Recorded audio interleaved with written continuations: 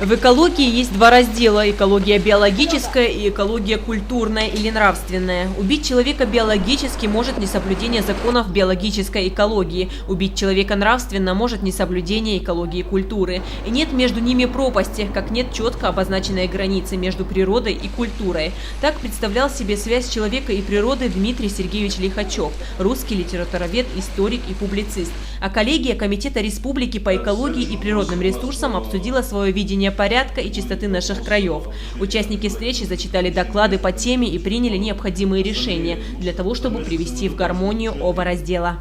Мы наметили общие цели по взаимодействию с федеральными органами, правоохранителями, отметили для себя точки взаимодействия с ними, намечен план совместных действий.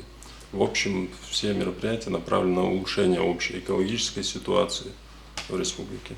Заслушав выступление участников, коллегия решила пристально следить и за утилизацией как производственных, так и бытовых отходов, а для предотвращения несанкционированных свалок организуют работу по благоустройству уже созданных мест размещения мусора. Участковые МВД помогут комитету в быстром выявлении нарушителей, которые сбрасывают мусор где попало, а также проведут разъяснительные беседы с населением. Теперь подмечать будут даже небольшие скопления мусора и принимать меры, не дожидаясь, когда место превратится в несанкционированную свалку. Харонбек Бузаров отметил, что эффект от предыдущих подобных собраний уже есть. Например, в сравнении с прошлым годом незаконных свалок стало значительно меньше. В этом году очень много работы проведено. Это по поручению главы республики, именно комитет. Мы совместный Роспотребнадзор. Там в пределах более 60 свалок несанкционированных ликвидировано.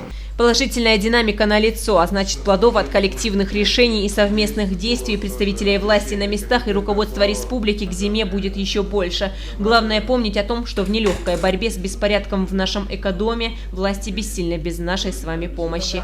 Ася Горчханова, Рамазан Ахильгов, Аслан Аздоев. Вести, Ингушетия.